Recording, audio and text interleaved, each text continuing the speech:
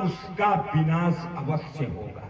इसलिए अच्छा काम करते समय कभी मन में शंका मत रखिए। अच्छा काम कम करिए, ठीक है, लेकिन शंका मत रखिए। आज अच्छा काम भगवान कर रहे हैं, लेकिन जयंत क्या सोच रहा है कि राम नहीं, ये दशरथ के लड़के पत्नी का श्रृंगार कर रहे हैं, यही बाकी था। तो एक काम सोचा, एक काम करूंगा क्या परीक्षा ही ले लूं, परीक्षा ही ले लूं, क्योंकि परीक्षा लेने का समय। एक बात भूल गया कि भगवान इंसान की परीक्षा ले, ये तो समझ में आता है। अब इंसानों भगवान की परीक्षा ले, हालांकि कलयुग में ले सकते हैं, कोई बड़ी बात नहीं, ले सकते, कलयुग चल रहा है, इस समय तो कोई किसी की परीक्षा ले सकता है। अब आजकल आदमी कलयुग में स्वयं परीक्षा नहीं दे रहा, वो परीक्षा ले ही रहा, देने वाला नहीं है, लेने वाला। मंदिरों हम जाते तो पहले परीक्षा ले लेते हैं कि भगवान दे रहे हैं कि नहीं दे रहे हैं। अगर दे तो ठीक, नहीं तो बंद करें। भाई दे रहे हैं तो जाएं, और ना दे तो बंद करें। उसने सोचा परीक्षा, और परीक्षा लेने के बारे में सोचा तो किया क्या, रूप बनाया। सबसे पहले असर पड़ता है रूप का, सबसे पहले रूप ही गंदा बना दिया। कौन सा? कौआ, पक्षियों में चांडाल, कौआ का रूप बनाया। बेटा किसका है? इंद्र का। बाबा तुलसी से पूछा गया और कोई रूप क्यों नहीं बनाया? कहा तो जो बाप का रहेगा वही ने बेटा बनाएगा।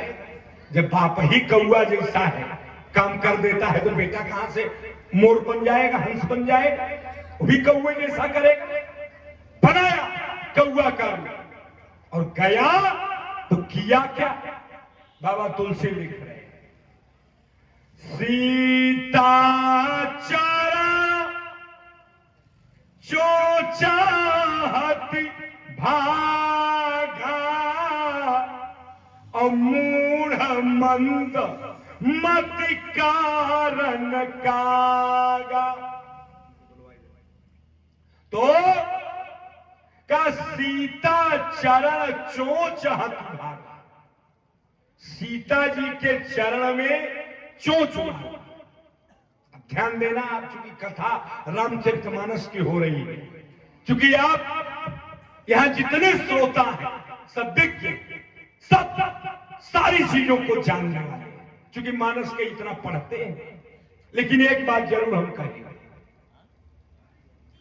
ये अलग बात है कि वाल्मीकि जी ने कुछ और लिखा है कि सीता जी को कहां चोंच मारा जयंत ने, ये अलग विषय है। लेकिन जिस ग्रंथ की कथा हो रही है वो मर्यादित ग्रंथ रामचरितमानस है, और आचार्य पंडित रामचंद्र डोंगरे जो बहुत बड़े राम कथा और भागवत के विद्वान थे, अब नहीं रहे, वो कहा करते थे, उनके साहित्य में भी लिखा हुआ है, वो कहते थे अपने प्रवचन में कि भैया जो राम कथा कहते हैं उनके लिए तुलसीदास पहले ही लिख दिए, जे गावई यह चरित सम्हारे, का मतलब का जिस बात को तुलसीदास छिपाए हैं, अब उसको हम अगर अलग से कहें तो ये गलत है। इसलिए हम भी उस बात को नहीं कहेंगे, बल्कि वही कहेंगे।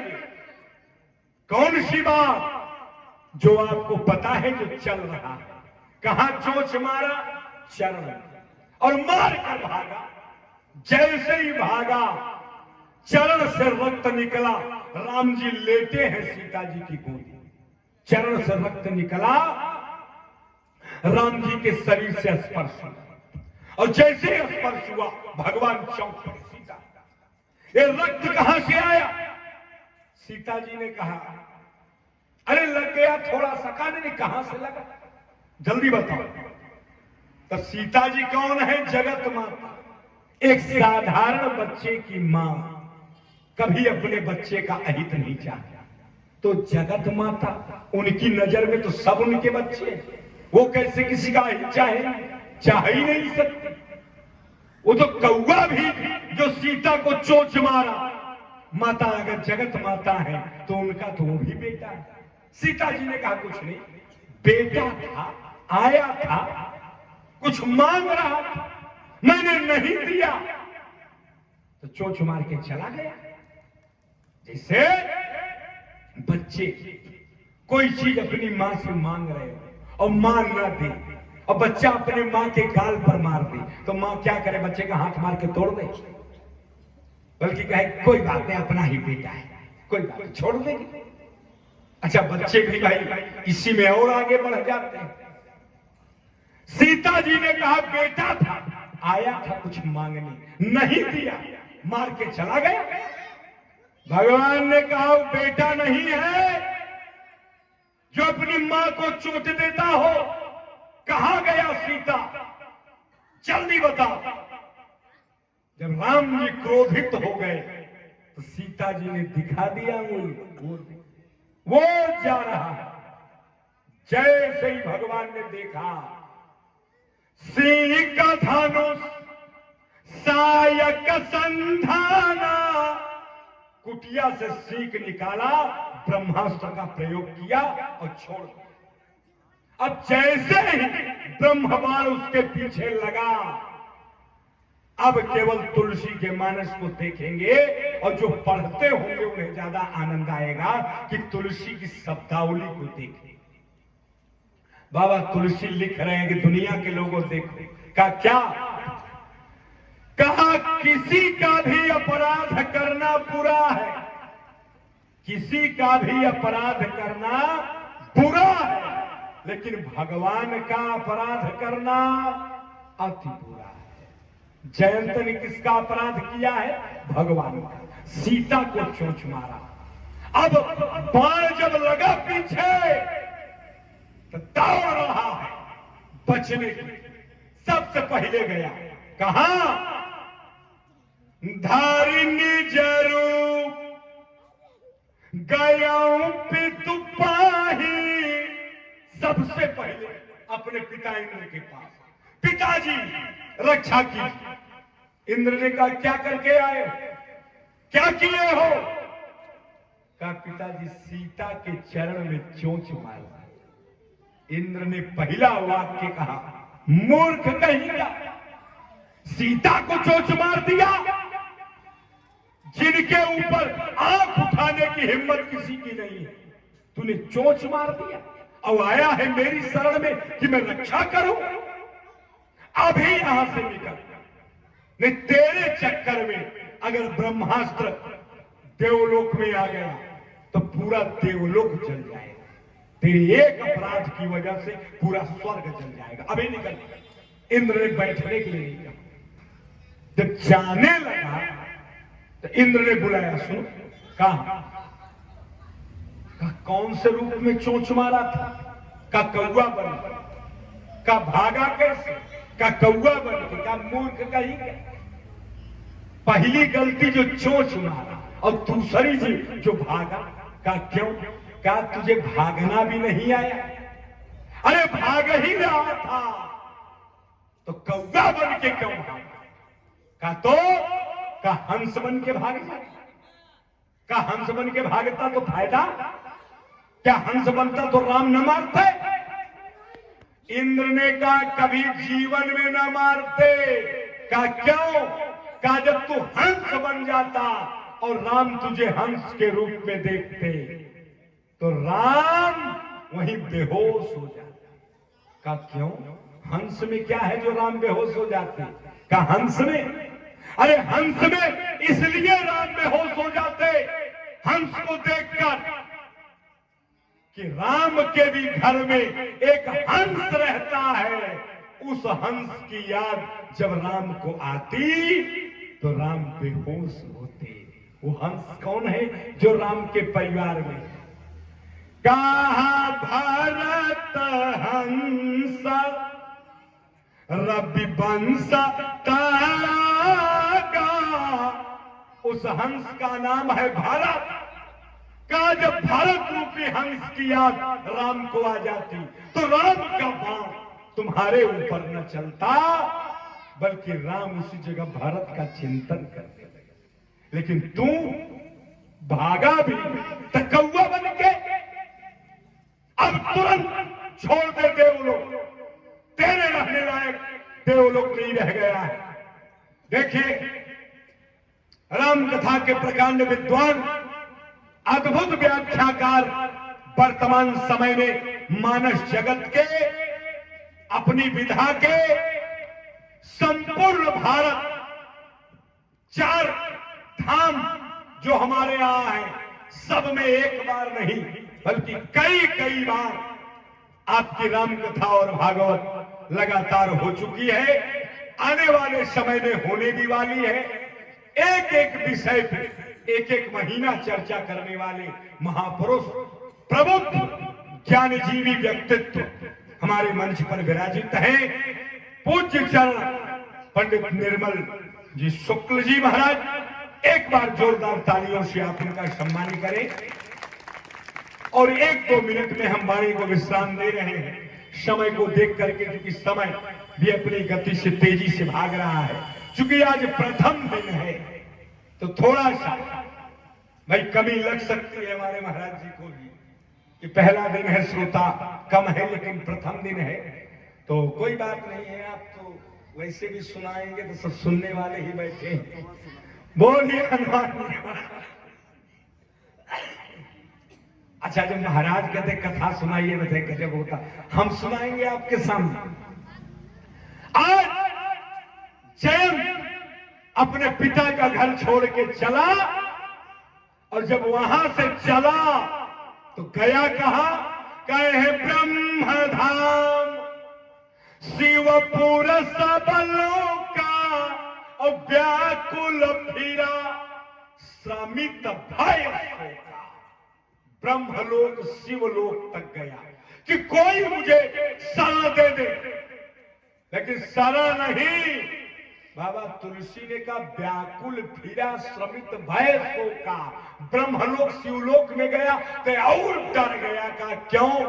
कहा शंकर जी ने कह दिया अभी यहां से निकल, क्योंकि राम जी ने अगर छोड़ भी दिया तो मैं मारूंगा, क्योंकि अपराध तूने किया। वो जान गया कि शंकर तो चेला को नहीं छोड़ते तो मुझे कैसे छोड़ देंगे। 5 साल पूजा किया कागभूषुंडी ने, अब एक ही गलती किया, गुरुजी आए उठकर प्रणाम नहीं किया, तो 5 साल की पूजा में महादेव के महाकाल ज्योतिर्लिंग से आवाज नहीं आई। लेकिन शंकर जी का स्वभाव, जब गुरु के चरण बंदन नहीं किया, मूर्ति से आवाज आ गई, जो नहीं दंड करो खल तोरा, तो भ्रष्ट हो श्रुति मारग मोरा। वो भगवान शंकर अभी निकल, ब्रह्मलोक शिवलोक से भी व्याकुल होके पागल की तरह दौड़ रहा है। कोई रोकने वाला नहीं है, न तो बचाने वाला। तब एक संत का सहारा मिला। संत, हालांकि नाम उनका भी खराब ही है, लेकिन काम चूंकि बढ़िया है, इसलिए बाबा तुलसी ने संत लिख दिया। नारद देखा, नाम तो उनका भी खराब है, नारद समझ ही रहे हैं भाई। आज के समय में नारद को बताने की जरूरत ही नहीं है, क्योंकि सब जानते ही हैं। बाबा तुलसी क्या लिखे कि नारद देखा विकल जयंता, तो लागी दया कोमल चित संता। आज नारद को दया है, जो संत का काम है वही काम नारद ने किया। ध्यान रखना, दया तो सबको लगती है, लेकिन जैसे संत को लगती है वैसे दया किसी को नहीं लगती।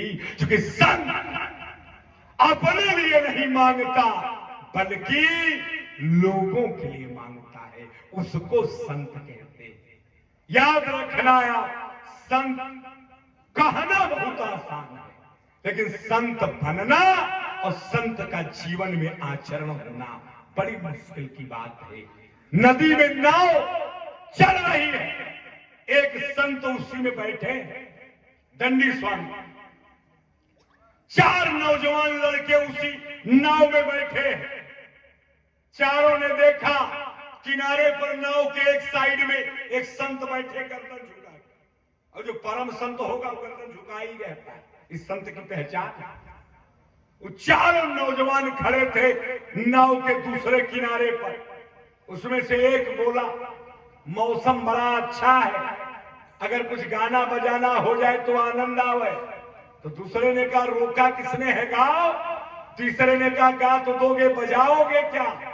चौथे ने कहा, तुम तीनों मूर्ख हो, गाना भी यही है, बाजा भी यही है, बस देख नहीं पा रहे।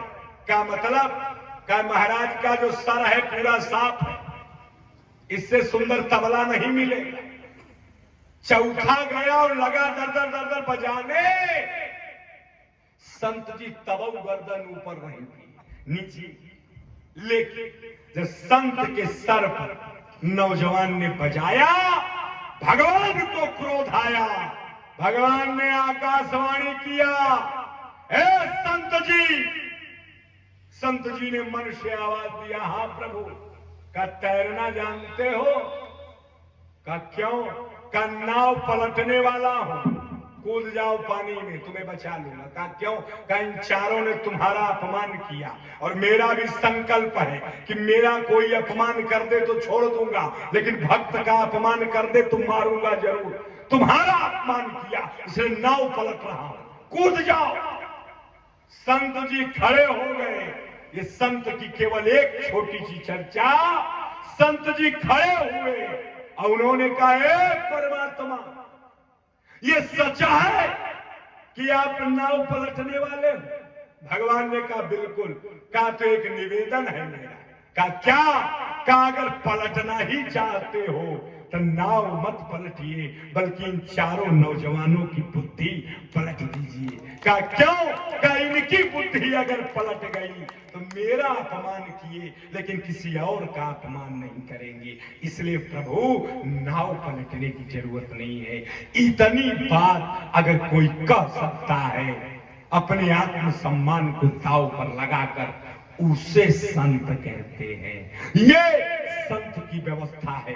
आज नारद जी मिले जयंत को। अब किस प्रकार से नारद जी उसकी रक्षा करते हैं और संत का जीवन में क्या महत्व है।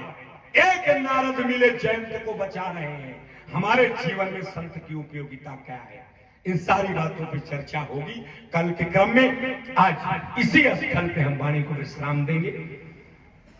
आइए एक बार जल्दी से भगवान का नाम, फिर महाराज श्री की बड़ी सुंदर चर्चा हम और आप श्रवण करेंगे।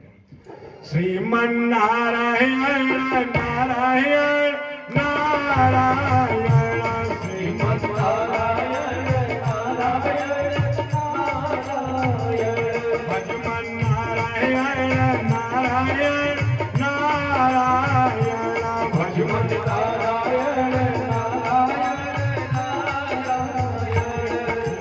नारायण नारायण नारायण, गुरुवर नारायण नारायण नारायण। बोलिए श्री हनुमान जी महाराज की जय हो, सत्य सनातन धर्म की बाबा विश्वनाथ की जय हो। ओम नमः पार्वती पतये, हर हर महादेव। बहुत बहुत धन्यवाद।